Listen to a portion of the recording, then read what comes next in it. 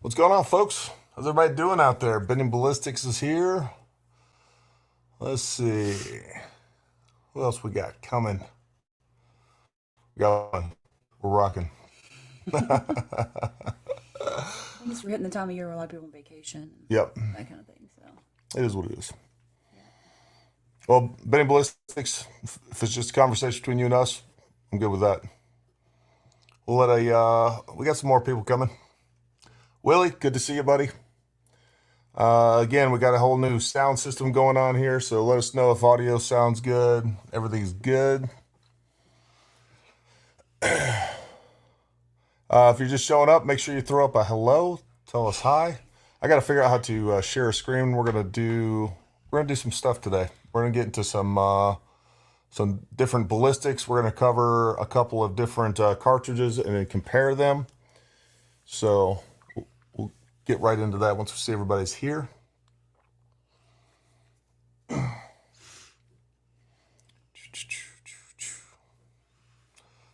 What's everybody's plans for the week? And weekend. And Father's Day? Father's Day. Gonna have a good Father's Day? Can't approve comments. Hey Willie, let me know if you guys can you guys can hear us. I'm gonna have to go tomorrow.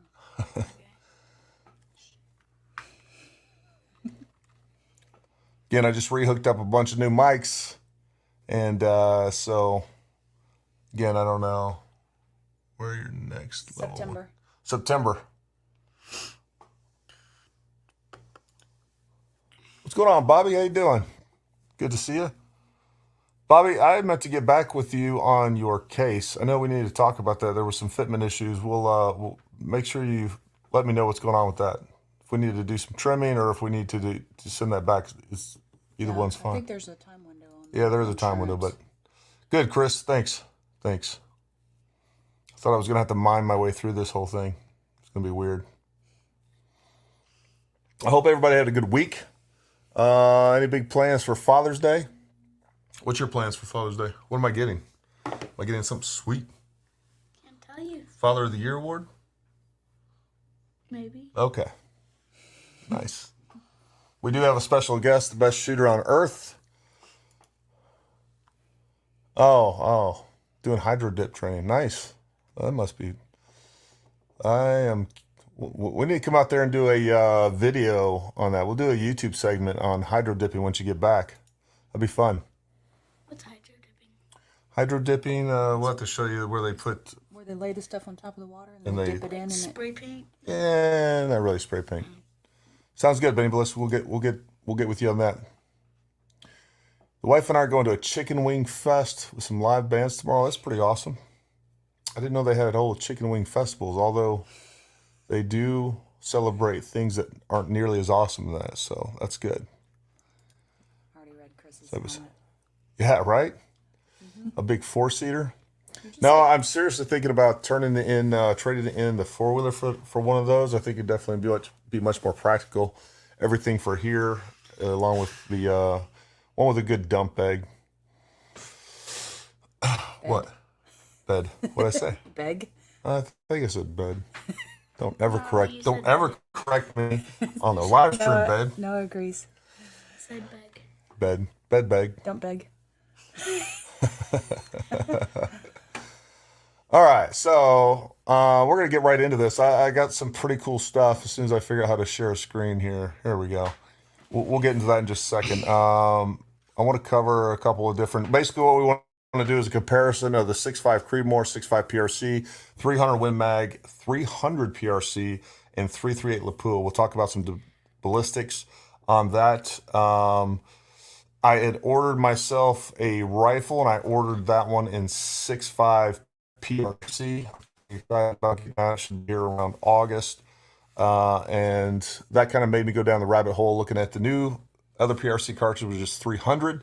Found out a lot of interesting information on that, and we'll kind of go over some of that. And if you guys have additional information as well as questions or comments on that, when we get into that, we will definitely address that. Absolutely. Well, Benny Ballistics, if you go to our website, go to calendar, It is on there. Or you can click on long range class and then look at the various dates for that too. And Yeah. all the details are on there for the Exactly. long range class. Ed, what's going on, buddy? Good to see you as well, my friend. No, no 338 Win Mag. I didn't really. I looked at that. I just thought we started getting too in depth. I think we'll have plenty enough time to covering what I'm going to cover is going to take up enough time as it is, or maybe I'm wrong. Maybe we'll get through that real quick, and then we may pull up some information on 338 Win Mag. But definitely think 338 Lapua is a better cartridge than Win Mag to begin with, in my opinion. And I know you're heavy into reloading. Got a couple different calibers that you shoot, bending ballistics. So feel free to add to that conversation, questions, comments, whatever we got going on with that. So, we got a lot going on in the country right now. I talked a little bit about it last week. If you guys haven't seen the video I put out on school safety, you should go check that out on our YouTube channel.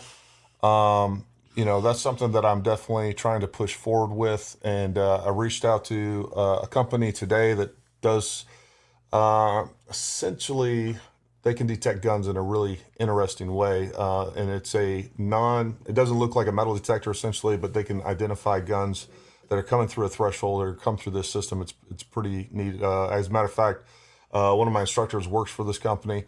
So we're going to be talking to them. I'm also going to be reaching out to companies that are that specialize in breach resistant and ballistic resistant doors.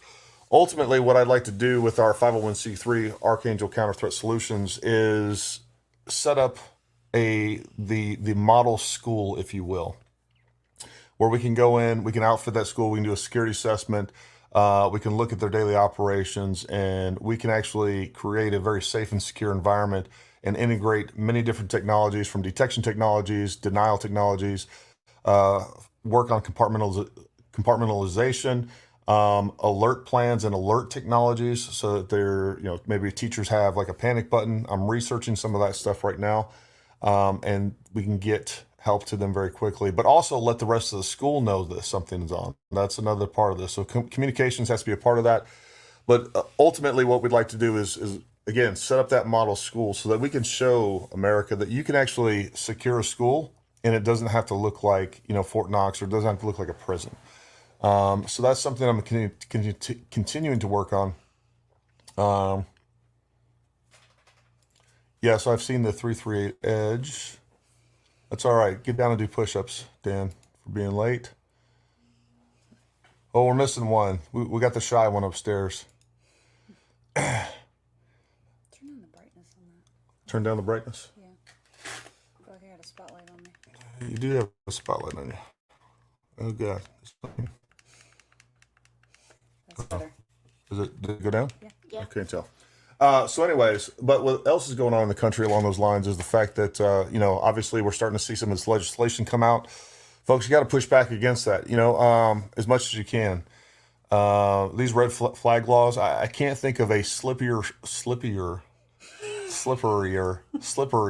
slope than red flag laws. I mean, as soon as you start convincing people that their rights can be trampled in these for the sake of prevention, we've opened the door and there's really no going back. Then they can justify pretty much anything. So, and not only that, I don't believe that any of those types of things will work. Yeah, man, I enjoyed that interview. That was good. Nice. Yeah, Jeff. Again, shoot us an email, services@paramountTactical.com. I want to get a coalition of as many people involved in this as I possibly can. Ultimately, we need to raise some funds. We need to get, we've actually, even to our local schools, we've actually offered to the principals, free medical training, free medical supplies, things like that, and crickets. Now, I do think that the tone of the country or the attitude of the country of this stuff is starting to change, so maybe they'll be more receptive. But ultimately, what we got to do is get in the school boards or get superintendents involved. I do know that Congress is right now passing, and they're taking some of the leftover COVID funds and moving that towards school security. So that is a step in the right direction. But the problem is most of those funds are going to get squandered, and we all know how government fraud, waste, and abuse takes place. Noah, Remington said hello. Tell him what's Hey, up. Remington. Uh, we need, yeah, no, we need it in every district. Again, what it comes down to is it's real simple to have, physical security standards and protocols in place, and then a little bit of extra training for teachers on threat mitigation and threat detection and things like that. And overall security awareness will also bolster all those things. But you can have very non-invasive, not even very obvious security features and physical security um, um, technology in place that again will deny access. That's the key. Deny access, compartmentalize, and it's not that hard to do. We do it in every federal building. The technology is there. It's actually not that expensive, especially compared to a lot of the stuff that we spend money on. So, it's something we got to move forward with. The problem is the reason that the Democrats are so against that is that we're taking that issue from them. Quite frankly, they know that if there's enough school shootings, it'll start to soften the American people to the idea that they'll end up giving the rights away. So, they're not interested in saving kids' lives. They're not at all. They're 100% all about taking rights away from law-abiding Americans. That's the goal, and it's ultimately the goal is government control, and there's no getting around that. And I'm tired of pulling the punches on that. So, absolutely, they're weaponized gun grabs. We see. I just posted today where a guy in Maryland, apparently he was served a warrant for a red flag law, and he ended up getting shot. So these are dangerous things. It's we're getting to Minority Report or 1984 territory here when we're starting to take Americans' rights away. And I'm just curious what the criteria is for those. I have to look at some of the legislation that's already in place in some states. What do you actually need? What's the burden of proof that a person is dangerous enough to issue a warrant to go get, to remove their guns from a home? So I'm really curious to see some of that. I want to get deeper into that and get a little bit more knowledgeable on some of that stuff. Where are you going, Noah? Where are you going? That lasted like 5 minutes, bro. We're 12 minutes deep and you're already bouncing on us. I need something to drink quietly. So yeah, if you're gonna leave, go bring us something to drink. Yeah, man, send me an email.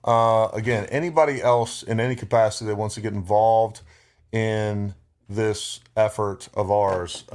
Again, we started Archangel Counter Threat Solutions back at it was like right at the beginning of COVID. Right before COVID is when we kind of initiated the process, and then COVID had already hit by the time we were actually granted our 501c3 on that. So it really did take the wind out of our sails in that, schools were shut down. There wasn't, we know everything that was going on with COVID. We definitely kind of lost the initiative on that, but we want to get that back up and running. And because we can make schools safer, I want to make my kids' schools safer. I want to make teachers safer. And it's not that hard to do. It's pretty common sense stuff. Yeah, well, you know what? Ultimately, what we're going to need is a ruling from the Supreme Court. Again, it's overt. It is overt removal of due process overall. So, Super loud. well, yeah, sweet. Yeah, that was super loud. Rude. What's up, Jeff? How are you? What do we got? Bobby? Where's Jeff? Oh, Jeff. I'm way ahead of you. Yeah, well, we've As been usual. talking to Jeff the whole time. I know, but he said, "What's up, Summer?" You're not allowed to talk to the people. Shut your mic off. Oh, in this case, I'm not allowed to talk to the people. When I answer the phone, I'm allowed to talk to the people. Absolutely. Absolutely. Yeah. So, again, Tell Ashley hello. I'm pretty sure he meant to type Ashley. She's gonna murder him now. he's down in Florida and he's like 6 beers deep. That's all right. God bless you, America.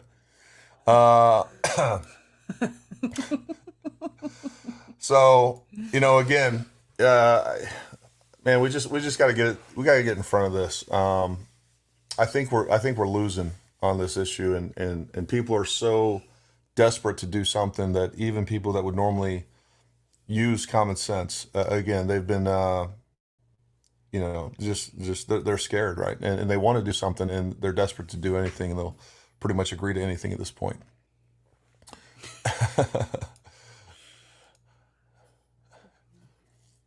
What's going on, Aaron? Glad to see you, buddy. Bottle of bourbon. God bless you. Get that brown liquor out of here. All right, so enough to talk about politics unless anyone has anything else to add to that. I kind of want to go into a couple of these cartridges. Do you want to talk about Father's Day now or later? Regarding what? Discounts?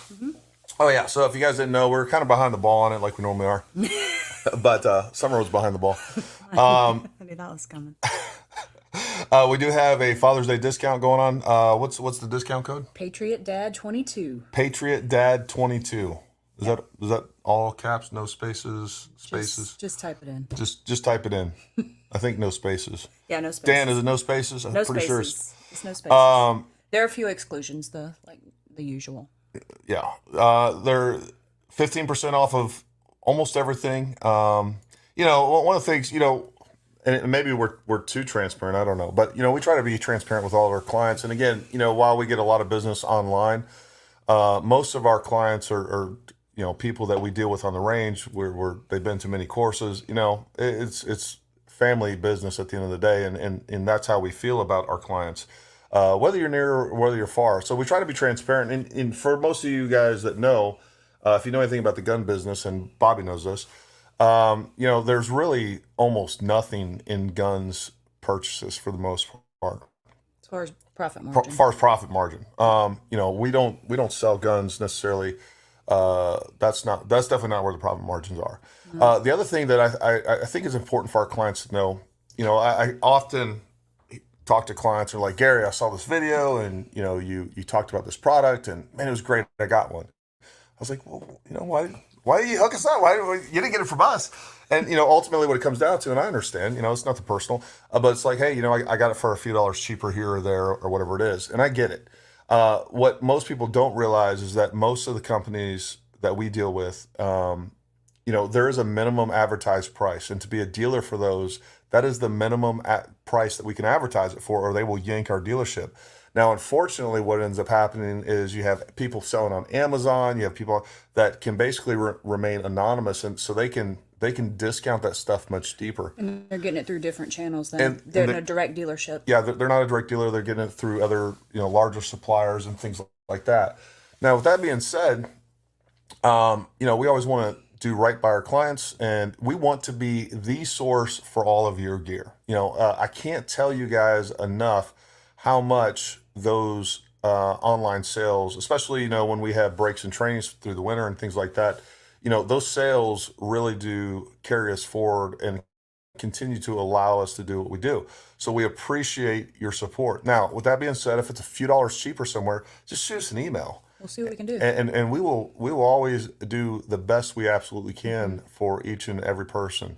I think there's another important point to make is that, we're a small business and we don't have the buying power necessarily of like a Bud's gun shop or some of the huge online retailers because we don't have $2 million to go drop buying one type of handgun at the time where they can order massive quantities and get a huge price break. And there have been times where some of the huge online retailers are actually selling to the retail customer a product that is less expensive than I can buy at wholesale for. Yeah. So it gets a little frustrating sometimes on the firearm side of things when you see that happening. And like Gary said, we try to do the best we can and be as fair as possible. And, always feel free to ask us if you need any help with pricing or anything like that. We'll be as fair as possible. Yeah, and again, I'll just throw it out there. Maybe, Dan, maybe this is something that we can put on the website, price match guarantee, something like that. I mean, that obviously depends too. And it depends. Obviously, we can't Just sell you email something. us or call us. Yeah, email us, call us, but we're going to do our best to get it to you a little bit cheaper. And like Summer said, sometimes there's like guns and certain guns and things like that are sold. They're selling them to the public cheaper than we could possibly get them because they're buying them direct from the manufacturer. And to buy direct, like for instance, SIG, if you buy direct from SIG, you can get things at a lower price, but it's a $2 million buy-in. So we're not there yet. We want to get there, but we can't get there without your help. So if there's something out there that you're looking for, or if somebody wants to invest $2 million, or if somebody wants to invest $2 million, we can work something out. We'll give you a discount. Yeah. You'll get things cheap for sure. Get everything cheap. But again, we appreciate the support, and you know what we lack in that area sometimes. Hopefully, we can make up in other services. But you know, every time that you buy from something from us, you know, it's an investment in us, and we appreciate it, and you know, we don't take it for granted. And I think with each purchase comes a level of customer service. And even a client referred to us the other day when he was purchasing a firearm from us and ended up buying a package. He said, "You guys are like a concierge custom service. It's not just walking into a gun store and buying a firearm. It's an actual upscale concierge service that you guys offer." And you know, we try to stand out a little more on the customer service side when we can to make up for, you know, $1 or $2 more in price. So Absolutely. So again, you know, let us know if you find something $2 cheaper. Let us know. I promise you, we'll match that price and beat it.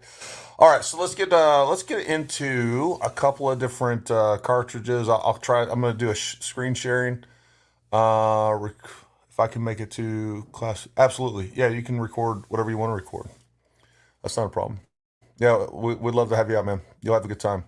Let me share my screen here. Let's see. Share screen. I don't know if I'm doing this right. you need to say allow. Huh? You need to say allow. Oh, It said allow StreamYard to see your screen. I don't know what you just did. Select a window screen that you want it to see. we I'm wanted to see sure- that. Allow. I don't think so. I don't Oh, know. you're sharing. Yeah, you're sharing Firefox. All right, so here we go. I'm gonna try to do this. Let's see if we can get this up. I don't know if it's sharing that or not. Let's add to the stream. Yeah, we're sharing everything. Yeah, there we go. All right, so That's what we're sharing. I got Okay. it. I got Okay, it. cool. That's what I want. Okay. All right, so let's talk about a couple different things real quick. All right, so first and foremost, let's talk about 6.5 Creedmoor versus 6.5 PRC. And you guys can throw comments up there. I can't see them right now, but you're literally seeing what I'm seeing. But I just want to talk about some case comparisons, and then we'll get to the actual ballistics of those. So you can see a 6.5 Creedmoor, and what's unique about Not showing. oh, okay, I don't know. I don't know what to do. Go to stop sharing. Sharing Down to share. that one. No, share at the bottom. Okay. Share. No, not invite. Share. Don't tell me what to do. Don't 'Cause boss you're- me in front. you're doing Don't so boss good. me around in front of my people. Can you share slides? I It's don't not really a have a slide. slide.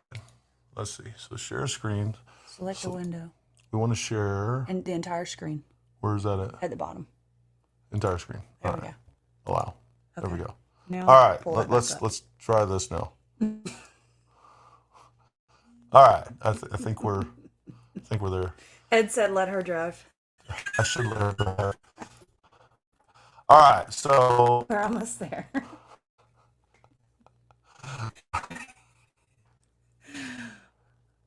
Yeah, there you go. Hold on, it'll pop up in a minute. all right. We're just behind on my phone. Yep. So right now, what we're looking at, folks, is 6.5 Creedmoor, 6 Creed, and 6.5 PRC. Is it up there yet? It's coming. It's just All right. slow. So I just want to show you basically the overall case comparison. So what you need to know is a 6.5 Creedmoor and 6.5 PRC. 6.5 PRC is essentially the Magnum version of the 6.5 Creedmoor. They shoot the exact same projectile. You can do 147 grain, which that or 153 grain, I think, is pretty much the heaviest that you can find. The A-tip, you can get that in 153 grain. But you can see that we're looking at a much larger case volume. And that's the main difference. So if you have like a 5-round magazine or something like that for 308, instead of 5 rounds, it's probably only going to fit 3 rounds, or 10 rounds, probably go 7 or something like that. So I'll let you know once I get the rifle in, and I'm going to end up doing a whole video on it and doing a comparison between 6.5 PRC and 6.5 Creedmoor. Now we can take a look at, actually, have these numbered. The other thing that you need to know, I don't know what's going on here. This is 300 Win Mag versus Creedmoor. And what I want you to notice in this picture is you basically have this old standard of bullet and projectile versus the new standard bullet and projectile. I want you to notice how much longer that bullet is. It's much sleeker, has a much better ballistic coefficient. The ogive is much longer. And even when we take a round, you'll see this in just a few minutes. You know, usually what we're dealing with ballistics, obvious muzzle velocity, and then another thing that you're going to be dealing with that's going to retain that velocity is the weight of the round, right? So that the bullet grain. So typically, not typically, a heavier projectile, if all things being equal, a heavier projectile will end up retaining much more muzzle velocity over distance. But then we also get into, we could take a heavier projectile, and if it has a ballistic coefficient that is not as high like we have over here on this old standard of the old standard G1 and the one basic bullets. Basically what we're dealing with is now we're getting to more drag. So all things being equal, we have a bullet that weighs the exact same as this, even if they're fired, or even if this one is heavier. That less efficient bullet, even if it's fired faster and it's heavier, you'll end up seeing in some of these drag models here in a second, or drop tables here in a second, that these sleeker bullets are going to end up. So now what we want, ideally what we want, is we want a high ballistic coefficient with a heavier bullet shooting at a decent rate of speed. And that's what's going to maintain that muzzle velocity as well as the energy. I may have a stupid question. No, But I have a question. Yep. So on the old G1, Yeah. as you call it, there's so much less of the actual bullet sticking out of the casing, and the casing is so much longer. But on the newer rounds, the bullet is much further out of the neck of the casing, and the casing is shorter. Is that why? Is No, if you notice, the neck is so. Well, this is not a fair comparison necessarily because this is 300 Win Mag Okay, so and a this is different 6.5 caliber. PRC. Okay. So if this is actually, yeah, this is 6.5 PRC. So basically, if we had this bullet, it would just, the bullet would be longer. The overall length, if these two were equal. Does that make sense? So If we had a you're similar saying projectile, the brass would be the same we could. length. Well, then you get into then you say. get to feeding issues and things. But the point being is that yes, theoretically, what we could do is we could take this longer bullet and we could put it in there. It's not going to fit in the magazine. That's where you get into it. But a long, sleek bullet is basically what we want, and that's what we're seeing in some of these I'm just saying, newer why is more cartridges. of it showing out of the top of the brass than Because on, it's longer. So for weight wise, this is a 30 caliber bullet over here, whereas this is 6.5. And if this was a 30 caliber bullet with the same it was a higher ballistic coefficient like this one is, it would be longer too. It would be like up here. okay. But the older bullets are just fat and short, Gotcha. essentially. Okay. Hopefully that makes sense to everybody. Let's see. We got number 4. I think I skipped one. This is basically, what does it say? 6.5. Let's go back here. So we got 6.5, and this is actually a better example. So this is 6.5 PRC versus 300 Win Mag. So there again, we have a 6.5 bullet that is almost as long as a 30 caliber bullet. And for this to have the same ballistic coefficient of these two, this would be a much longer bullet. Does that make sense? Mm-hmm. All right. Okay. Sort of. Sort of. In my limited knowledge of Yeah. ballistics. And I definitely explain that well. So here's a great example. All right, so over here we have 300 Win Mag versus 6.5 PRC, or 300 PRC. So caliber wise, these are essentially the same bullet. And you notice the overall the casing length is about the same, but the neck is much longer. And So more of the bullet is showing on the one on the left. well, the bullet's longer. And you can even Well, see it I there. mean, just Yes, a tiny bit, but absolutely. but So substantially seating more. depth, seating depth Yeah. on these is shorter. It is much deeper, That rather. was my Yep. point. But again, it's going to be pretty close to how much that's actually seated compared to the actual overall length of the neck. It's just, again, we got a much longer, sleeker bullet too. And so now let's get into this. Let's do some comparison. I think you guys will be shocked. I know it was, especially when it comes to looking at zoom in a little bit here. looking at 300 PRC versus Lapua. So it's 5 Creed more, the muzzle velocity around 700. And these are just some numbers I you can plug in your own load or in the back. You might get some deviation or some variance, but for the most part, these are going to be pretty close overall to the main point that I'm trying to make. So at 500 yards, we're looking at 6 Creed is a 50-inch drop. We're looking at a velocity of 2064 and energy of 1391. And for those of you that are hunters, typically when we're taking big game, you'd be fine with deer at 500 yards. But if we're taking bigger game, you typically, even deer, you typically want to be around 1,500 foot-pounds as far as the energy goes. So, this is definitely the extreme end of what you'd even want to take a deer with 6.5 Creed. If we compared that to 308, I'm pretty sure this would still be higher than even 308, but that's just I should have thrown 308 in there as a kind of a baseline. At 1,000 yards, we're looking at 310 inches of drop, 1495, so we're still supersonic, and we're down to 729. 1,500 yards, we are now subsonic, and we are at 1051 velocity, 361 inch pounds or foot pounds. So we've definitely taken a nosedive. You go from 500 to 1,000 yards, and you've cut that almost in half. And then from there to 1,500 yards, we're going in half again. By 1,700 yards, and I just threw that up there because 1,700 yards is approximately a mile. 1,760 to be exact yards is a mile, and we're down to 319 foot-pounds of energy. The 6.5 PRC starting at 3150. If we look at this, and I want you to compare this especially to the 300 Win Mag, because that 6.5 now we're looking at, look at the difference, because we always look at 300 Win Mag as kind of the standard for looking at big game within 500 yards or so. So the 6.5 PRC is definitely a much flatter shooting round. At 1,000 yards, we have 212 inches of drop versus 256. 1864 muzzle velocity. Look at the retention, the difference versus 300 Win Mag. Oh, and by the way, these are pretty close. I don't remember the exact bullets weight I use, but very close. And all of these are ELD match. So I get them as close as possible. I think the 300 Win Mag was like 180 grain or even maybe 195 grain versus 147 grain, by the way, for the PRC.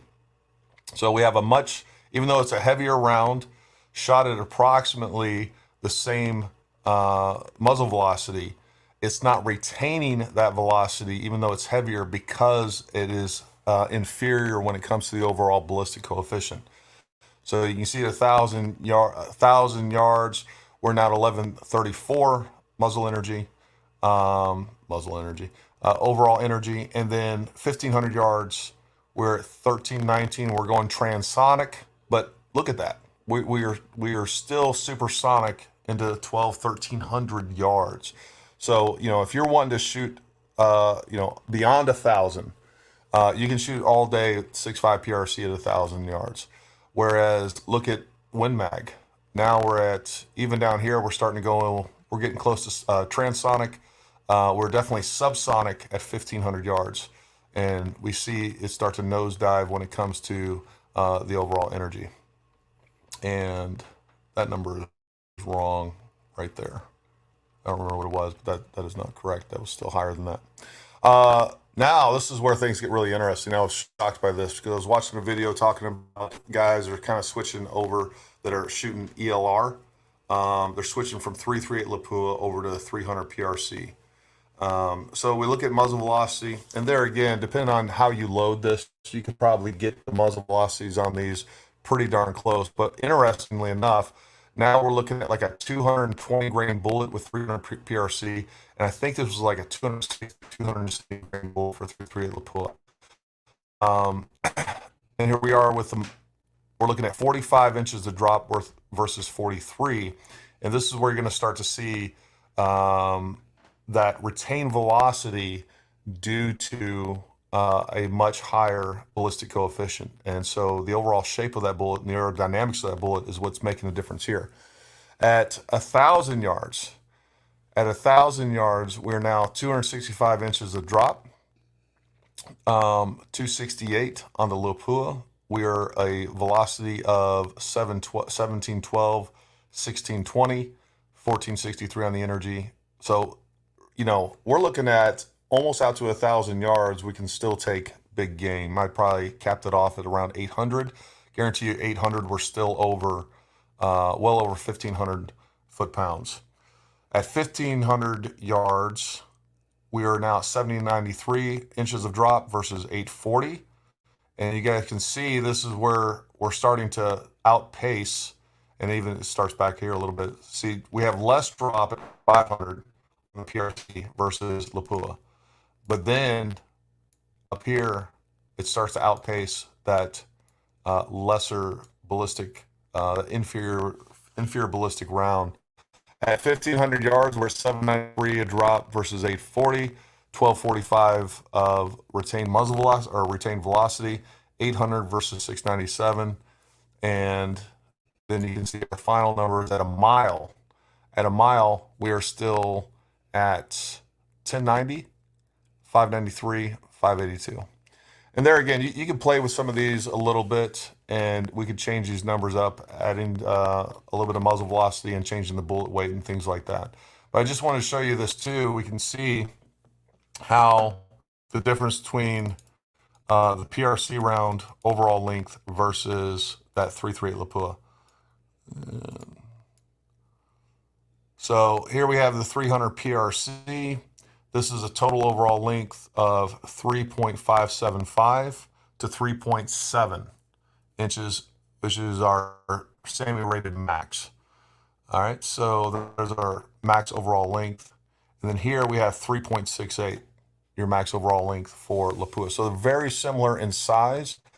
And again, what you'll notice if you have these sitting side by side, what you'll notice, just like Summer did, is that the bullet ogive, that length of that bullet is much longer than the 338 Lapua. So I wanted to talk a little bit about that and just cover that, especially if you guys are looking to get into PRS or anything like that. I think that 6.5 PRC is a great round. Less drop and retain more velocity. It But ran out of energy. 300 PRC had a lot more energy. So what does that translate to, like, as far as the retaining more energy for the PRC? Well, for the 300 PRC. Yeah, like. So this is more. So the 300 PRC would be a better round to hunt with. That's really, if you're going to be So that shooting at energy distance. is going to help. But if you're just banging steel, now we have. I mean, look, the 6.5 PRC at those distances actually has less drop, so it's shooting flatter. Yeah. So again, if you're shooting, out to 1,000 yards, and all you care about is making impact with steel, that could be a much better round. Okay. And there again, you can see the drop on 6.5 versus 6.5 PRC. Yep. So I thought that stuff was pretty interesting. I have a couple questions. We can get a little more into depth with that, but let me get out of here and quit sharing our screen for a second. Some questions. Hakuna Matata had a question up Where? there. Right, you just went past it. Down, no, Right here? next. There you go. This one? Yeah. Can you see this? You use the same short 308, short action with different bolt and barrel. Yes. So, yeah, I think you can. I'm pretty sure that 6.5 PRC is still a short action. Benny Ballistics, let me know if I'm wrong on that. I believe that 6.5 PRC is still a short action. I was looking at that the other day. Yeah, I believe it is still a short action. Willie says happens. That's something he was addressing something else. Gotcha. Go down. Yep. Hey, everybody, don't forget to like the video, subscribe, smash that notification. But I hate that word, smash. I can't even say it. I can't even say it with any dignity. Hit. 225 grain PRC from Hornady. Yes, that's what I believe I had plugged into there. So, that was the other thing too. So I got in here 2 hours early to kind of prep for all that. And I thought I was going to be able to go on the interwebs real quick and find pretty available drop charts and comparisons. It was me and Summer were sitting there typing those up to the very last minute because I wasn't able to find any major comparisons. Definitely not across all three. So I ended up pulling out a ballistics calculator and just kind of throwing that little spreadsheet together. 6.5 PRC is too fast for. That's right. It has to stay under what, 2,500, and isn't that's dependent on what's the muzzle velocity that caps out for PRS. And there's obviously other competitions available too, other than just PRS. But and you could load it. You could actually, well, Benny Ballistics guys are shooting like 6.5 SOM on PRS. I know. I'll let you address that question down there. 3150 based on the reason. Yeah. Based on region. But, well, you can, I mean, most of those heavier rounds, I know 153 grain, just about everything that I was looking at, most guys are running those at like 2950. While it was designed for 3,200 feet per second, no good loading data that I saw had guys running it that hot. So, He answered your question. yeah, the PRC is a long action. Aaron asked, what is the barrel life for these different calibers? Well, it's just going to depend, but definitely on those hotter calibers, you're definitely reducing barrel life. There's no doubt about Someone down that. here. Probably looking at around 1,500 rounds or something like that. One answer down here. Oh, this is like laggy when I click. 308, 5,000, 65. 2,500. Yeah. You're talking about barrel life. Yeah. Yeah. That's roundabout. I've gotten a lot more rounds than 5,000 out of 308 barrels. And they were shooting still under a minute. Again, it depends on the barrel. Depends on how fast you load, how hot you're running that bullet. There's a lot of different things there, but I think that's generally a pretty good rule of thumb right there. There's that. Yeah, absolutely.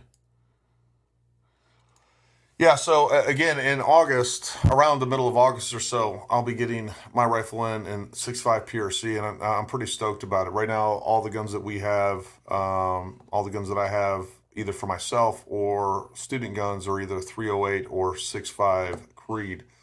And I just wanted number one, I wanted something different. And looking at that round, I think it'd be pretty good to take out there and bang it. Again, I think it's going to be still well over supersonic, hitting at 1,000 yards. There's no missing that. That's for sure. And I've been looking for reloading components. You definitely get into some of those rounds, and I definitely think reloading is a better answer for sure. Especially, that's not going to be a student gun. Pretty much all the guns that I have now are either, again, personal guns that end up sometimes working student guns, but most of them are student guns, and it just doesn't make sense for me to reload 6.5 or 308. You can get such for student guns. It's just too much of a time lag, but I would definitely be reloading that. The next rifle I will definitely get after that one will be a 300 PRC, and then I just got to find a place where we can shoot out to like 1,300 at our range now, but we need to get out to like 1,500 to a mile. I'll have Summer go out there and hold up a pack of cigarettes. Raise it. You never seen Jackal, have you? The movie Jackal. I don't know. I don't Probably think so. not. I don't think so. Probably doesn't sound like my type of movie. Yeah. How does that 338 Edge perform compared to the 338 Lapua?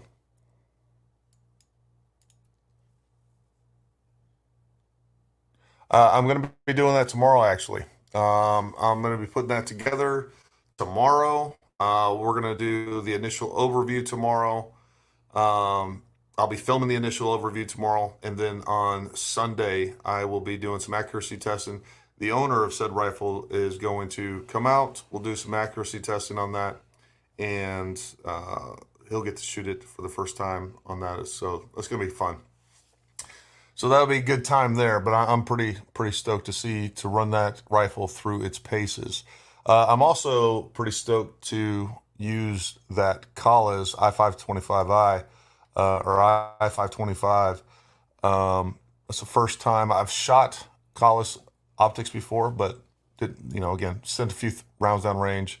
So I'm pretty interested to see that. And that's actually a left side windage turret. I think that'll be interesting. No, our classes aren't at Pig River. I talked to the owner of Pig River at the beginning of the season. We may end up doing some courses down there, but Pig River is about 3 hours from us. So, it's quite the haul. And we got a pretty damn good range right down the road. It's less than 20 minutes away. And it's one of the best long ranges that you'll find on the East Coast. Pretty good. Has some things I don't like. Doesn't have enough target. I'd like some more targets at more regular distances for those intermediate, get that intermediate dope. But that's something I'm working with them a little bit as well. 300 black SPR for home defense red dot sight is, in your opinion, is there a need for a laser? No, I wouldn't use a laser. I mean, you can. It doesn't hurt anything. If you're going to do that, I would definitely integrate. I'd get one of the weapons lights with the integrated laser. I think you'll find that you don't use it nearly as much, and especially if you actually have a home intruder, I think you're going to be pretty well target fixated, and hopefully you're looking through that optic. I think visible lasers end up being more of a gimmick. They definitely, IR lasers on the other hand, if you're running nods and you got an IR laser, there's some things you can do with that I think make the juice worth the squeeze on that.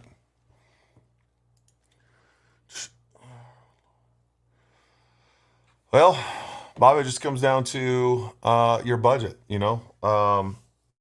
whether it's, if you want to, that Arkin, I've been impressed with that Arkin, that 5 to 25 Arkin. I think that is without a doubt, and I said it in the video, an optic that if you're just getting into long range shooting, that is a good starter optic. You're definitely going to grow out of it.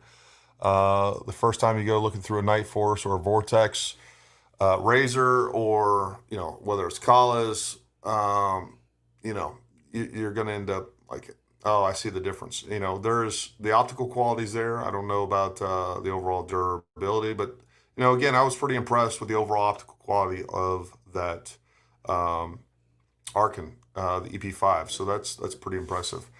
I think it's, especially, look, if it just depends. It depends on where you want to go with this, right? So if you just shoot once a month, once every 6 months, it probably doesn't make sense to go spend $3,000 on an optic.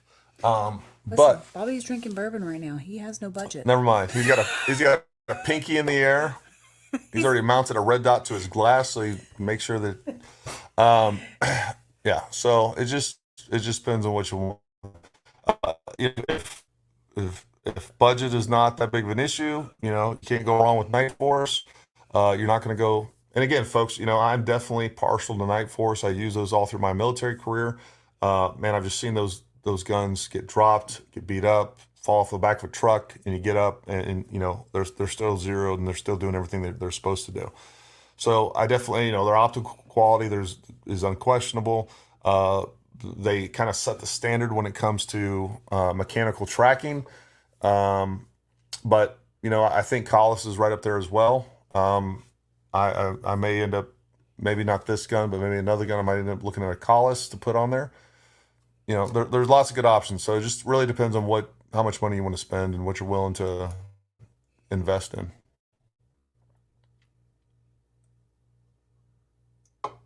Nice. I have nods. I need training. Yeah.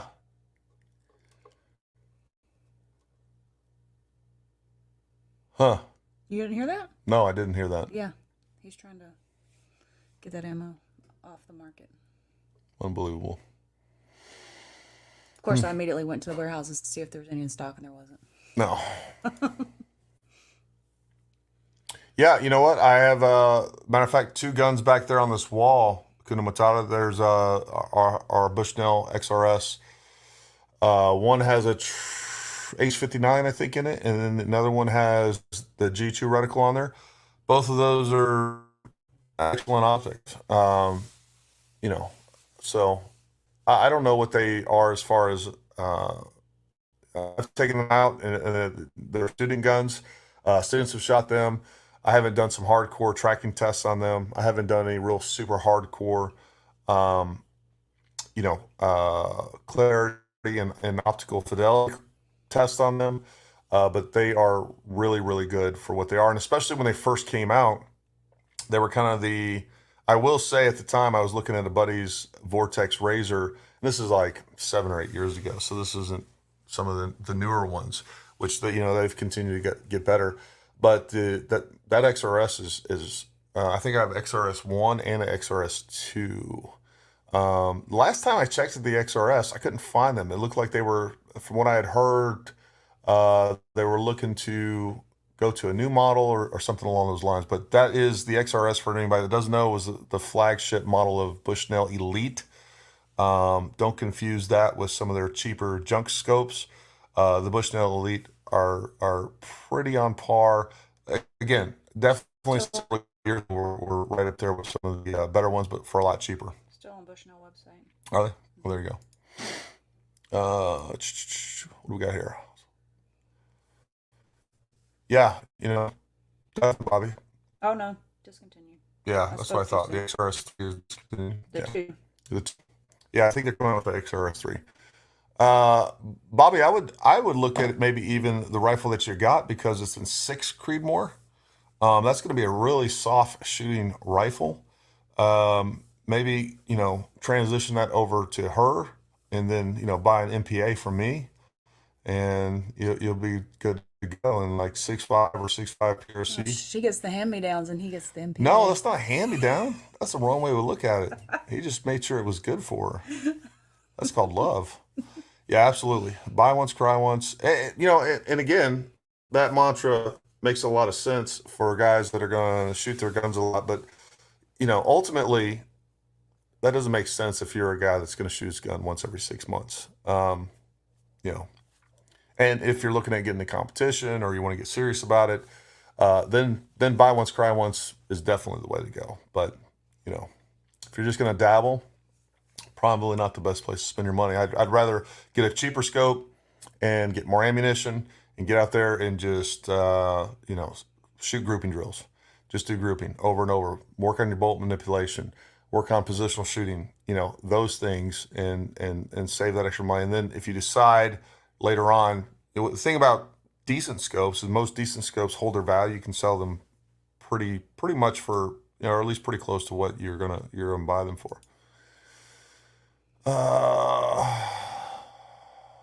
Yeah, we'll look at that. I actually am planning on another guest next week, but we'll see how that turns out. We'll definitely put you on the calendar. We can talk about definitely some of the other Wildcat cartridges. No doubt about that. Let's see. Yeah, the Bushnell Elite, those are great scopes. I think you have an XRS as well. His stamp is different on the 6.5 PRC. Yes, it is. You have to, that does take a magnum bolt. It says from you. Yeah, I have one in stock. we do. We have one in stock. I'd also, Bob, I'd also really take a hard look at the MPA PMR Pro too. Again, they end up being the same price. As a matter of fact, if you end up not getting a folding stock, but again, there's no doubt about it. The freaking Delta 5 Pro is a beautiful gun. You're not going to go wrong. Now, here's the benefit of the Delta 5 Pro is, number one, if you shoot your barrel out, Daniel Defense will replace it. The other real positive thing about that is they're going to be starting to come out with new barrels, and it's going to be user replaceable like within 5 minutes. So you can shoot different calibers. So you can shoot different calibers. You can shout 308. You can throw it on a 6.5, 6 Creed. So you can have multiple barrels on that one rifle with a 10-minute change out. And on top of that, when you shoot those barrels out, according to Daniel Defense's current policy, they will replace that barrel for you. So that's hard to beat. What else we got?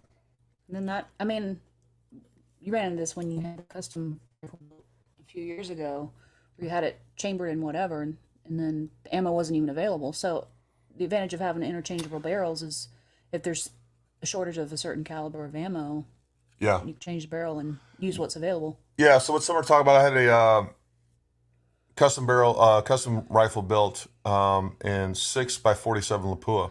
At the time, you were pretty much relegated. Now you can, well, before this ammo shortage went through, and you can now you obviously can get 6x47 Lapua. You can buy that commercially. I actually need to. I actually need to get that gun out and freaking with it. What is it in now? What do you mean? What is it? Is it not 6x47 the pool you had? It is. Oh, I think what was it? Rebarreled or anything. Oh, I thought you. I just haven't. I got distracted by other guns. Gotcha. I thought there was another barrel and he Uh, changed it he has midway through production or something. No, so I do have another barrel that'll fit that action. It's a 308 Gotcha. match barrel. Yep. As usual, I'm confused and don't know what I'm talking about. Yeah, I mean, it's a freaking amazing off-the-shelf gun. There's no doubt about that. I love mine. I mean, I have the Master Peace Arms PMR 308. I would personally go with the Daniel Defensive if I was in the market. I'm curious to know why that is. You got the PMR. Have you seen the PMR Pro 2? Again, no matter what, those two rifles, well, we'll see. But I've seen the groups at the PMR Pro. Both of those guns are going to shoot about a third minute of angle. Based, again, the guns will. It just depends on the shooter. I definitely think that the PMR Pro 2 is definitely set up more as a competition gun. But again, it just depends on what you want. My only other current issue, and I'm sure that's going to get fixed pretty soon, is the fact that they don't have a folding stock for currently available for the Delta 5 Pro, which is a real pain in the ass when you're cleaning that rifle. Didn't the engineer say they were coming out with that piece? They did soon. Yeah. Yeah. Yeah, man. I'm down. Let's talk.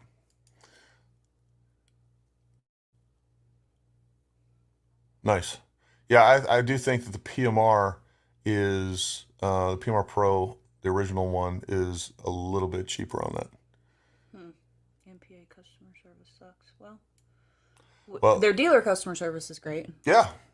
So we're an MPA dealer. There again, Daniel Defense was amazing in the way they immediately responded to They everything. did. So far, our interaction with Daniel Defense has been impressive in a couple different ways. Again, when I was first shooting that video, I had some questions that I couldn't find, some technical questions I couldn't find on the internet or their websites or anything else. So I shot them an email, and within 24 hours, they were calling me back on that. We actually had one of their design engineers come on our live stream. We got to talk to him. He was actually the guy responsible for designing basically the buttstock portion of that, most of that. And he pointed out some pretty cool features on that and how they came about. It was an interesting podcast. If you haven't seen that, go check that out. That's a pretty good one. I think Daniel Defense overall is a solid company. There's no doubt about it. And, again, you're not going to go wrong with that. As far as, again, we've only been a MPA dealer for a few months. It's unquestionable the quality of their rifles. We haven't had to have an interaction with them regarding any sort of customer service or anything like that at this point. And again, like I tell all of you folks, look, I don't get emotionally attached to gear. I don't get emotionally attached to companies. Hopefully none of you guys do either, because, you're always going to get the truth from us. If suddenly one of our clients has an issue with a gun and we take that gun and we try to get it serviced or fixed or whatever the issue is. And if that's not, their response doesn't represent what we believe, we just won't deal with MPA anymore. It's as simple as that. Our interaction with MPA currently has been very positive. So, if any of that changes, you guys are going to be the first to know. There's no doubt about it. Don't get emotionally attached to brands, guns, products, anything. Be a fanboy. Don't be a fanboy or a fangirl. Yeah. 6.547 is a great cartridge. out to like 800 yards, 6x47 is an amazing cartridge. That's why I originally went with that. Um, so I mean, it is ridiculously flat shooting out to 900 yards or so. And it'll hit steel, obviously, ping steel all day pretty hard. It's still at 1,000, but at that point, 6.5 starts to overtake it. It's a little bit better. Yes, Dan, you can. Everyone definitely needs to be a Paramount fanboy. I'm just saying, as far as like other brands and companies. Absolutely. Hey, you know what? At the end of the day, look, again, when it comes down to it, we have a responsibility to you, the client, even you subscribers. We want to do right by you, and if we don't, let us know, and we'll do our best to fix it. That's where our heart is. But if again, don't get attached to us if we're not doing right by you either. I believe that's a principle to live by. What I didn't realize going into I guess I did, but I didn't realize how silly some of the fan boy stuff. When I posted when I did the video series on the Savage Elite 110, and then started running into some issues and pointed those out. Man, the freaking fan, like, it doesn't cycle. I don't know what else to tell you. It's not cycling. We're hearing from hundreds of people that their guns are the same. They've reached out to Savage, and just stating the facts. You just get freaking. I delete comments in that thread. I'm just like, you're stupid. You're done. And look, I am 100% always open to hearing.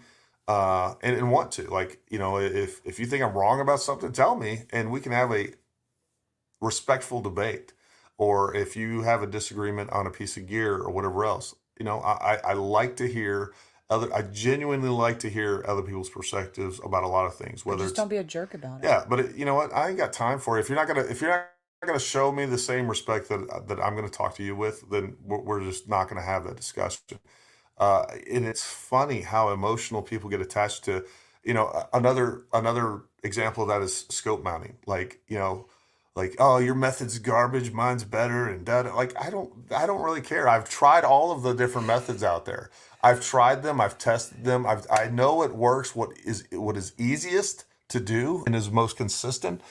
And then the reasoning behind it is just almost silly. So, anyways. If theirs works for them, let them do it their way. I actually want to talk. So there's a bunch of comments in that thread with our scope mounting video, and people are telling me why I'm wrong, and it's laughable because what they're pointing out is, for instance, I'll throw this guy at you guys. So one of the things that comes up when it comes to scope mounting is, basically, the argument is, well, you should be, using the flashlight method so that you can see the reticle, because theoretically we could have a scope that is the scope body is plumb. It's perfectly straight up and down. It matches, it's mounted to the rail and all the other good stuff. It's plumb. It's square.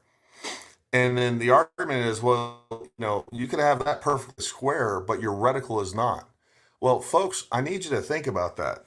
If your reticle is in your optic and it is not plumb, the problem with that is that you have two erectors. You have a windage erector and you have a elevation erector, and they only push in one direction. So they push this way and they push that way. So if you have a scope reticle that is in there canted, every time that you dial that optic, you are actually adding windage into your elevation and elevation your windage. You need to set the scope back. The solution is not make the reticle plumb. And the other thing that people don't understand is, you don't necessarily have to mount a scope square, right? But what I do have to do is I have to make sure that when I'm shooting, I have to make sure that scope, I can turn that scope 45 degrees, folks. I can mount it just like that, and then I can cant the rifle 45 degrees. The barrel and the scope, they don't care because we're dealing with gravity. But we can cant that 45, and as long as that scope itself is level based on gravity, we can shoot that unless you have any sort of MOA built into your rail. The moment that you put any MOA elevation in your rail, now your scope is tied to that rail. You have to make it plumb to that rail. Because that's the other thing I hear is, you have to make it square to the action, not the rail itself. No, you're wrong. It doesn't matter if that action is square to the optic. It has to be square to the rail because you got 20 MOA built in there. So now we are tied to that plane of elevation. And, so that's just one, but I'm going to make a video on that and throw up a bunch of the comments and kind of take those apart individually. Well, that's something I will definitely test out. Test out this weekend. And I don't necessarily doubt that. I guarantee you there's lots of rifles where if you're putting enough upward pressure, and now you're starting to push into and create drag on the bolt, you're probably going to run into some issues there. But here's what you can't say, you can't argue, is that the MPA, between their chassis and their rifles, without a doubt, are the most winning rifles in PRS. That is a fact. So, I don't doubt that they have some issues, and we're going to go through and we'll explore some of those. Without a doubt, we'll take that. We're going to go. We're going to do a full in-depth review on it, and we'll try all those things. But I'm glad you told me that, so that's something I can test out. There's a little banter going back and forth between two users.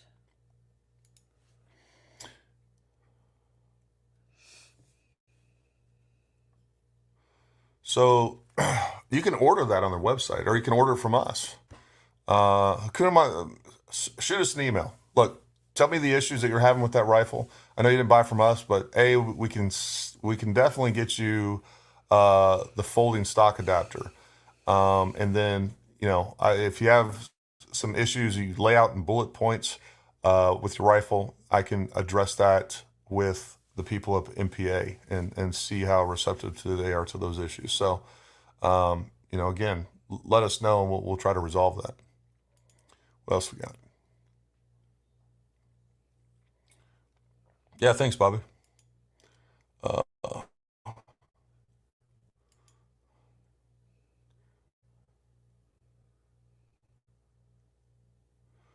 Yeah, I mean, if that works for you, that's fine. I've actually tried that. I don't know how you do that consistently. Between, your feeler gauges, yeah, I don't know how you do that.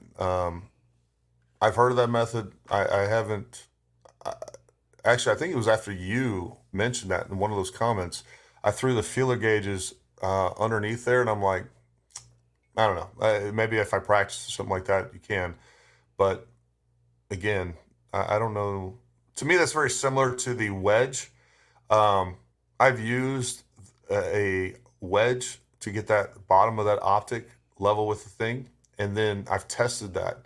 And then I've taken what I did with the wedge, and then I put a good level on it, both the gun and the optic, and it ends up being not level. I haven't done any shooting with the wedge, but I can tell you that those were off. And I'd be curious to see if you leveled out your gun and you had a level that you could maintain while you worked the rail.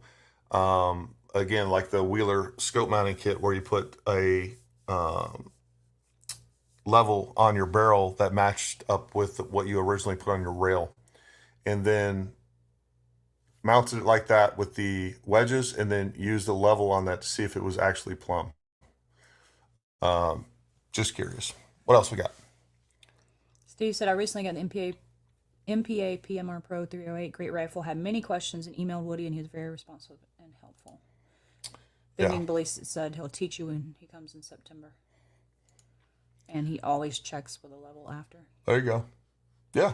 Always looking for new options. Yeah. And again, I can tell you, like I said, the way that I've done it, it's easy. I'm pretty proficient with that. The only thing that gets me is what ends up taking me the most time is my OCD. I'm like, ooh, is that perfectly level? Then I'll break out a machinist level and put it up there. And we have so many levels. We got a level collection. You guys would think I'm plumb nuts if you guys actually saw me sitting and level a scope. Hey, Because I'll Ronaldo. sit there and mess with that thing over and over again. You know, the other thing that irritates me, and I'll tell you the mounts that are the worst at it are actually the spur mounts. Is you'll get it in there, you'll get it level, and as you start to torque down those screws, it'll actually start taking that optic off cant as it clamps down one side or the other. And I don't care how careful you are about torquing those screws evenly, you end up having to introduce a certain amount of cant into it, and then you torque it down, and then it'll end up being level. But I know the last time I did that spur mount during the Arkin, man, I bet I spent 4 hours mounting those two scopes just because every time it would take it off level just a little bit, and then I'd unscrew it and I'd counteract that, right? I'd offset that, and then it would like not move at all. It was weird. It I was remember weird. you talking about But that. that's with me. not the first spur mount. Every spur mount that I've ever used um, and mounted scope, I had that same issue where it's very difficult to keep it level once you start mounting that down. Ronaldo showed up. Ronaldo, what's up, buddy? Good to see you. Ben Melissa said, "Can I drop the link to that part, Gary? Yeah, sure. Um, which part? We talk. The folding stock piece." Okay. Yeah, or just send us an email, services@paramountTactical.com. That'd be the best way. That way I'll have it on there and I'll remember. Matt, finally got my Arkin EP5 and thanks for the work you put in that review. It was the tip point decision. Oh, good, man. I'm glad to hear that. Like I said, I think that's definitely one of the best values in the market. I think it's overall is going to do 99%. I just like was saying earlier, Matt, I don't know if you were on, it's definitely one of those optics that if you start getting really, really hardcore into shooting and you start getting into competition and things like that, it'll be an optic that you want to upgrade. But here's the thing, like you're going to be able to put that optic on another scope or that optic on another gun. And it's still, don't ever giggle at the things I say. I don't know the words that are coming out of my Speak English I today. can't. I think I'm dehydrated. Benny Melissa said, "Feeler gauges do not work on spur mounts." I'm pretty sure they don't work on any mouse. No, I was just joking with you. Ronaldo had COVID when I talked to him on Wednesday. He was in isolation, so Oh man, that sucks. said he was feeling fine, but anyway. I think you're off now, right, Ronaldo? I want to You're see free? if you have COVID, you got to throw up, a picture, little icon thing with a mask on, little biohazard. You gotta. It's Bending ballistics, throwing shade. If you know Gary, you know that's what he does. I only talk shit to people I like. Oh, he says the whole. I guess your isolation didn't work so well, Ronaldo. You did not isolate very well. If the whole house has it now, It's like chicken pox, man. You just got to get it and get it over with. I guess. It's the way to do it. Well, I'm gonna open up the floor real quick before we get off here, and just if anybody has any other questions about anything, we're just free for all Friday, free for all. Whatever you got questions about, hit me up. Pistols, rifles, shotguns, spears. Dean says on your Blow suggestion, I darts. picked up the SIG 365 XL and love it. Nice, Dean. Yeah, definitely get you one of those optics and a 365 or the TLR 7. And if you need the We only holster got a couple for of those, and if you need a holster for it, let us know. Yeah, and I'll send you one. We only got a couple of those TLR 7s left, folks. Again, those things are sold out everywhere. Hopefully they'll be coming back in stock. But if you'd like to get one, I highly recommend it. I'm really impressed with that light. For the little light that it is a powerhouse. What other questions, comments, or gripes about summer? Ronaldo's got the custom Nice. 2.0 from us, Yep. the custom package. That's nice. Yep, that is a beast of a gun. I love that. I love that pistol. Let's see. Bending Ballistics has a question. If Gary or Summer only had one rifle, one pistol, and one shotgun, that's all they could have, what would they be? I don't know anything about It would shotguns. be one pistol, M&P 2.0, 9mm. I agree with that. One rifle would be my AR, Yep. and shotgun, AR pistol for me. an AR pistol for you, because you're weak, No. inferior sex. It's going down tonight, y'all. There might not never be another free for all Friday because Gary won't be around. And shotgun.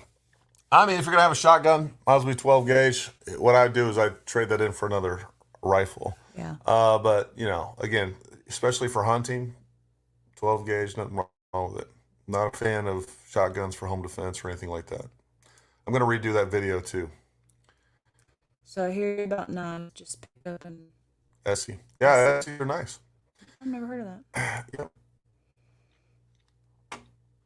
Curtis Plank, looking for that SIG setup, top to bottom. Be in touch. All right. We got you covered.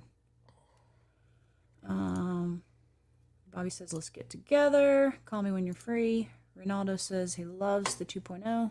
Yep. Dan, Where is that? Where's that pistol? it's upstairs. Do you want me to go get it? Yeah, we're gonna grab it real quick. We'll talk about that a little bit. Let's see. What does this say? No. I got to be honest with you, man. I got too much experience clearing rooms. That's never happened, and it's definitely not high on my priority list. I got about at least 15 videos I already have planned out. Maybe something I do. I do think that it is important to dispel those types of myths, but I can tell you right now that again, I got thousands of hours of training people in rooms, running all kinds of crazy lights, 1,000 lumens. I mean, whatever the top lights are on the market right now. Now, again, if there's, I know there's like some weird Chinese off brands or whatever else that are available that might be getting up into the 2,000 or 3,000. I haven't run that, but I'm just telling you right now, for the most part, washout is not a thing. And I was hearing about washout when they were coming out with 1,000 lumen lights, when everybody was running like 500 lumen lights, and now those same guys are running 1,000 lumen lights, and I don't doubt that there is a point where we'll get to a point where a light is so bright that it's either distracting or it doesn't need to be any brighter. Even at 500 lumens, you're blinding whatever you're pointing that at. It's quite a bit of light to see. But at 1,000 lumens, I want their face to bake off before I shoot them. And I'm fine with that. But especially in a larger structure, you get into some open areas like a warehouse or even large open areas. I've been in like large, even office buildings and things like that where you have a large open area. Man, you want that extra light. You want that light to throw down long hallways. You want that light to throw down a long hallway as much as possible. And I would tell you right now, I don't doubt that if I could put a 2,000 lumen light on my gun right now, and I don't believe for a second that anyone who experienced washout. I think most people that talk about light washout, they don't have a lot of experience working in the dark, clearing rooms, and they talk about something theoretical that just doesn't really happen. But I'm sure it can happen. Just real quick, lights reminded me. Do you want to share the exciting news coming this July? You're pregnant? I'm not pregnant. No. The Sportsman Channel. Oh, yes. Yeah. That'd be awesome. Absolutely. Yeah. Go ahead. So Gary will be appearing on doing some segments on a new show called Agents of Change on the Sportsman Channel. It starts this July. So yeah, well, we'll be sharing a lot more information, the exact start date. Yeah, they're right now they're in the middle of producing kind of some of the market. Well, they're producing the episodes. I know. Do you know how many episodes the season will be? I think it's 13. 13 episodes, and I've sent them, I think 5 or 6. I'm doing like 2 and 3 minute segments, like a little tactical tip type segment. I got 5 or 6 of those produced now. I owe them another 6 or 7. So anyways, yeah, I'll be on that. And then the last show. So what's really cool, the guy that's he's the owner of Secure It, Tom. I need to have him on the show pretty soon. We'll talk more about that. Maybe even not next week, but the following week, I might have him on and we'll talk, because I'll be getting pretty close to when the first episodes will premiere. So we'll have marketing material by then, but then I'll be going. So they're featuring products and companies that are innovating in the shooting world, whether hunting, sports shooting, whatever it is, competitive shooting. So they're trying to find those companies that are innovating new things, right? And then they'll feature maybe one or two different products or companies over each episode with some context in there, obviously. And then at the end of the season, they're going to pick like the winner, right? So the plan right now is for me to be in studio during that. So he and I will actually host that last episode. And we'll decide, or at least announce the winner. I probably won't be deciding anything. I'll probably just be sitting there Sitting with a there cue looking card pretty. in front of me. All Anyway, right. No, sorry, pretty I cool thing. interrupted, but I figured we share the news here first. Yeah. No, Yep. so you guys are the first to hear it. You guys the first to hear it. But anyway, sorry. I'll be a big TV star. And all the segments we shot right here are, yeah. Everyone at the range want to know where I got the 2.7. Nice. Yeah, so this is the pistol that Ronaldo got from us. It's a special edition 2.0, has a threaded barrel with a Apex flat trigger on there. Yeah, and then we got, pretty much a matching FDE Surefire X300. We got the 507 Gen 2 or X2 hollow sun on there. I've been really stoked about that. I love this gun. Definitely my favorite pistol right now, for sure. Definitely range gun, home defense gun. It really is perfect for all that. And, and again, going back to what you were saying earlier, Ben and Ballistics, I got 1,000 lumen light on here. And, I mean, it's bright. But what is it called? Washout? Yeah, like Splashback? the idea is that it's going to be so bright, it's going to hit a white. And I got like reflective walls. It's like shiny white insulation. Insulation over here. It's not at all. And, not a thing. Not a thing. Yeah. Here's a good question. What's that? It says, have you had a chance to shoot a Walther PDP? Debating on that between 2.0. I have. 2.0 all day. Yeah, 2.0 all day. The Walthers are nice. Here's the thing with the Walthers, what you're going to run into. Number one, I do think that just generally speaking, in my opinion, and when it comes to Glock versus M&P versus Walther, look, that is 100% subjective, right? All of these guns, the big name brand guns for the most part, they're going to perform well, they're accurate, they're reliable. So it comes down to what you like. What do you shoot well? So figure that out. But what I will say is that you're going to find a lot less accessories that are going to be compatible with it, whether we're talking about holsters. You're going to have a lot smaller selection. And I will say even going from Glock to M&P, your holster selections are more limited, but it's probably the second one behind Glocks. Probably the second most popular behind Glock. So, Glocks are amazing guns. I don't like them. I don't like the way they fit in my hand. They're not very ergonomic. I will say the PDP is very ergonomic. It's a very nice gun. So, find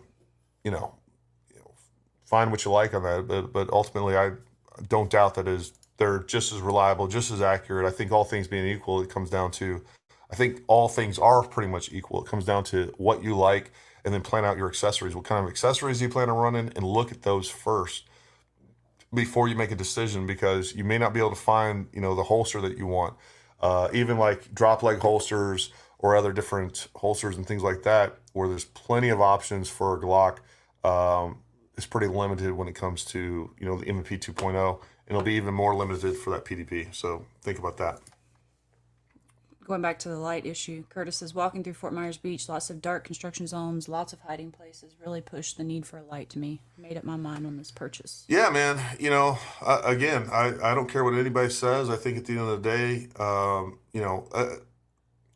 going back to what we have available today, right? So the fact that we can run a light that is very powerful, 500 lumen light on a CCW gun without adding really any extra bulk or anything else, it really is irresponsible. A lot of the times that we're going to need a gun is going to be either in hours of darkness. You have to be able to identify the target. So it really is almost irresponsible. And not only that, it definitely gives you a huge tactical advantage in hours of darkness, between being able to blind that threat, being able to move, hit them with the light, move, hit them with the light again, and do whatever you need to do. So there's lots of different tactics that you can employ with a light that you can't without. And on top of that, again, that weight on that gun, it definitely helps you manage recoil even better, and you'll be able to shoot faster and maintain some accuracy there. What else?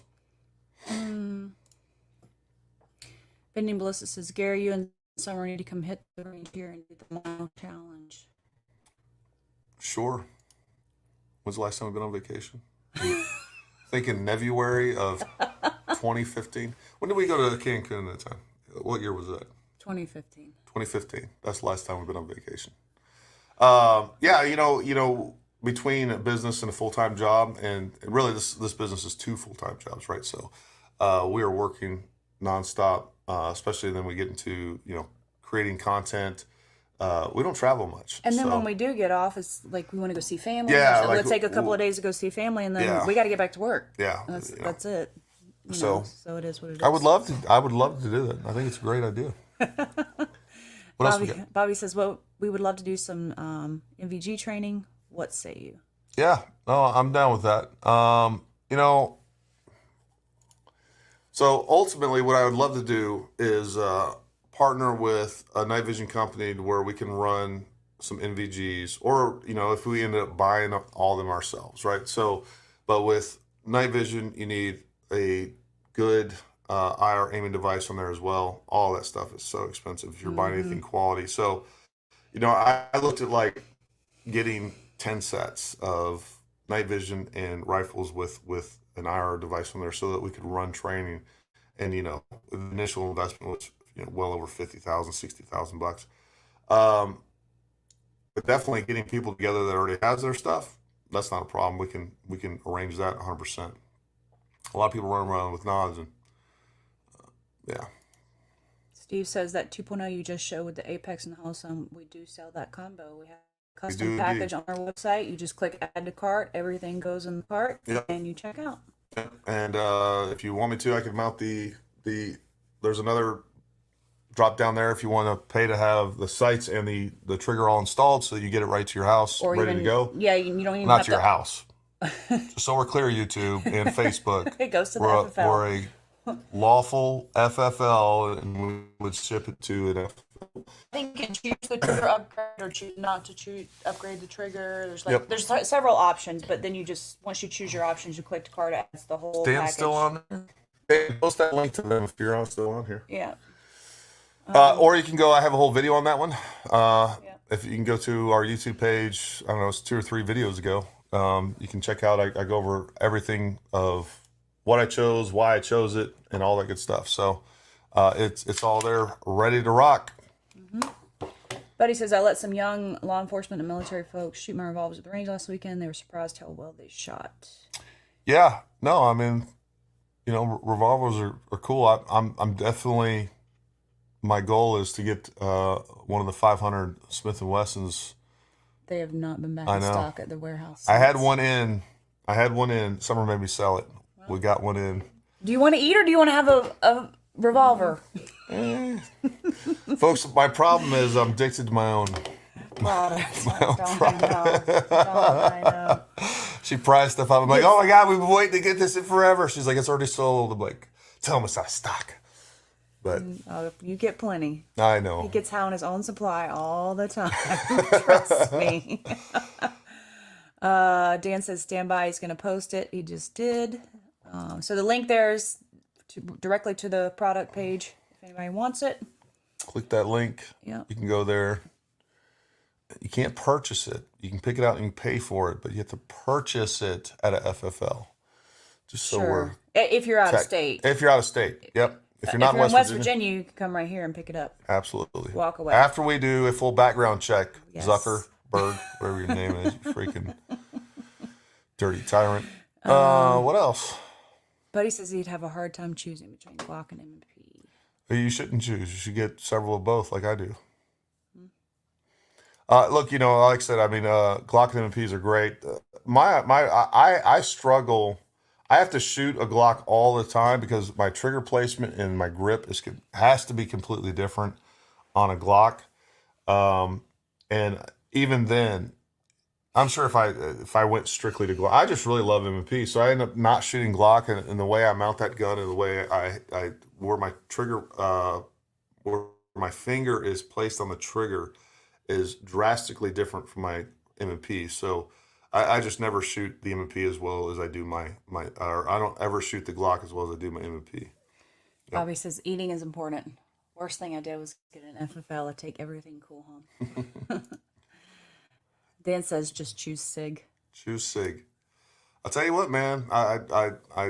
Haven't been a fan of SIG guns, but I love their subcompacts. I think personally, I think the 365 and the 365 XL are the best subcompacts And you in tried the with market. SIG for like a couple of I years. did. You kept buying SIGs and then you end up selling them because you just did not like them. Yeah. And then I got the 320 when it first came out. I kept that for a couple weeks, and I was like, nah. Then you bought another 320, didn't And you? then I bought the The 320X. It was yeah. like basically competition ready. It was a pretty sweet gun. It had a high bore axis. I just didn't like it. I didn't feel like I could shoot it fast. I don't know. There was a lot going on with it. It just didn't feel natural to me. What else? Bobby said Kinetic rocks. People love some Canics. I've shot them. I Always say it don't wrong. understand the appeal with Canic. I don't understand what Canic does. Canic, in my mind, is kind of they're trying real hard to be Glock. I'm sure they're great guns. Again, people, To me, they look more like they're trying, just from the look, looks more like they're trying to be like an M&P. it's kind of a crossover between the two. Anyway, Yeah, I've shot them. They're good. They just don't tickle my insides like the other ones do. That sounds weird. says, how do you feel about a SIG cross bolt action? That is a really, I actually like it. One of our instructors had one at our long range level 2. He brought it, some people shot super light rifle. I think Oh, that rifle Derek had? Yeah. It was super light. it's almost too light, for a lot of things, but I'll tell you for, a backpack gun, man, it's hard to beat. It shot well. It definitely, because you definitely were getting more recoil out of it because it was so light. But I mean, it was shooting half MOA, and it's a little tiny gun, so pretty cool. Definitely good hunting rifle. Bobby said I started carrying a SIG XL. I love it. Yep. Buddy says those big bore handguns have too much recoil. I'll stick with a 357 Model 66. It's the only reason I want it. I want all that Old recoil. school. Just want to like. Just want a hand cannon. I do. No, yeah, at the end of the day, I just coming into the military and things like that. When I did, I guess I have a little bit of a bias against revolvers. And again, that's just kind of the way that my mind works too, to some extent, as far as what is, I want capacity. I don't think that the argument that revolvers are more reliable holds true anymore. I would put up, but again, I still love the engineering. I would still love to own a bunch of revolvers. Probably should do more shooting revolvers. And I definitely want that Smith & Wesson 500. And I want to go shoot a freaking grizzly bear in the face with it. It'd be fun. Oh, Tom's on here. I've seen that, Tom. I haven't looked at it real close. I saw the announcement. I saw a picture of it. I didn't read anything on it yet. That 5.7 round is a pretty cool round. That is a huge gun, though. The original 5.7. But it also has a lot of capacity. So it's a cool gun. I would love to have one. Tom, is your son going to do wrestling this coming year again? He better. Yeah, no, he is. No, I was talking about Tom's son. Oh, you're asking if Tom. Dominic that did wrestling with Noah. Yeah. Yeah. I thought he was asking if he was. No. I haven't tried that. Nope. I the more I read about that, I don't think that gun is going to stick around long, or at least that cartridge. We'll see. What did Ben Ballistics say? He says you need a 700 nitro. I got my 4570 up there. That's always fun to shoot. That is fun to shoot. I like that. It has a kick, but it's fun. Kuna Matata says can't have a pistol in New York, not without connections. Got to move to PA. Yeah, you got to move out of New York, bro. Mm-hmm. Come down here where we got freedom. Bending Ballistics just asked about the 45. 4570. Yeah. Yeah, It's a Marlin. Marlin SBL. Let me tell you something. It took forever to find that gun. Yep. That's pretty sweet. It was your Father's Day gift, 2020. Yeah. Yep. Nice. We called all over the country to find that gun. None were in stock. We finally found one in Colorado, and I just happened to have a buddy that was going through Colorado. And the company that they had, they wouldn't ship it. You had to buy it in house. Anyways, and they're still out of stock everywhere, by the way. And of course, Remington owned them, and then they went out of business. I think somebody is procuring them. Oh, Marlin? Yeah. I don't know what the future of Marlin firearms is right now.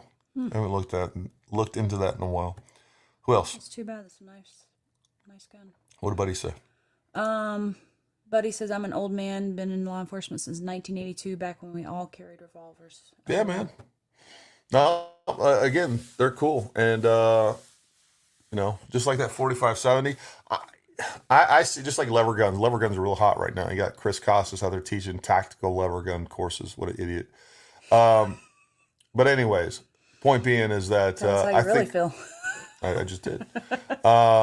There's nothing tactical about them. They're awesome guns. There's just, again, if you're going to say something that's tactical, that should indicate some sort of tactical advantage, and they don't have one. They're a single action, low capacity gun. Nothing wrong with having a course with them or teach people how to shoot them or go out and shoot them. They're fun. I love those guns. But I just hate when people throw on tactical just for it goes the whole tactical shotgun. It's a selling point.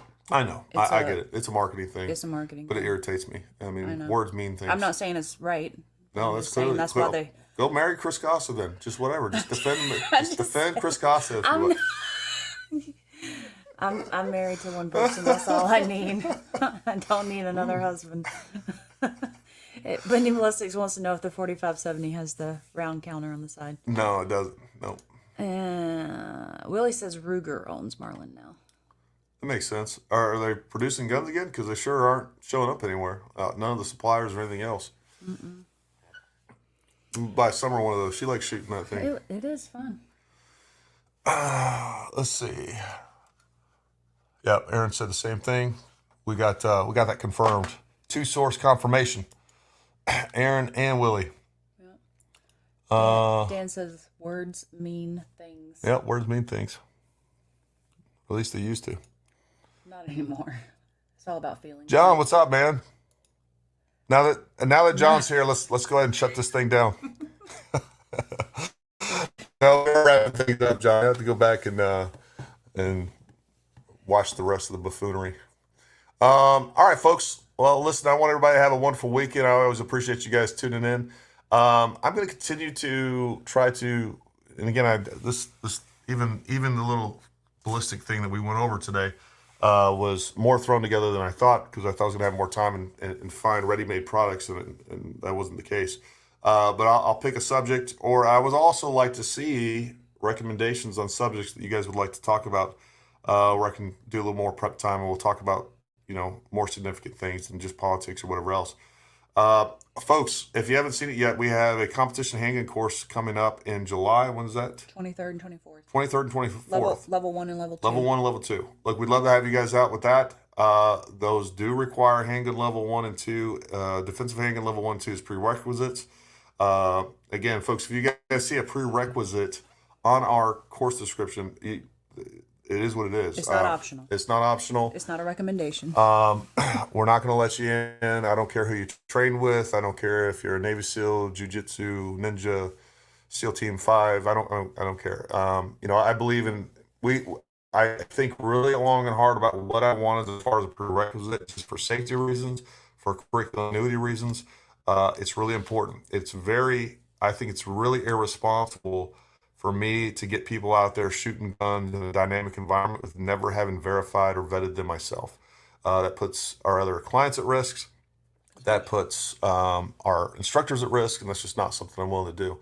And I'll tell you, some of the people that I had the worst safety issues were the same people that argued with me that, were like, hey, I've done this, I've done that, I'm been shooting for whatever Just because you did it doesn't mean you did it well.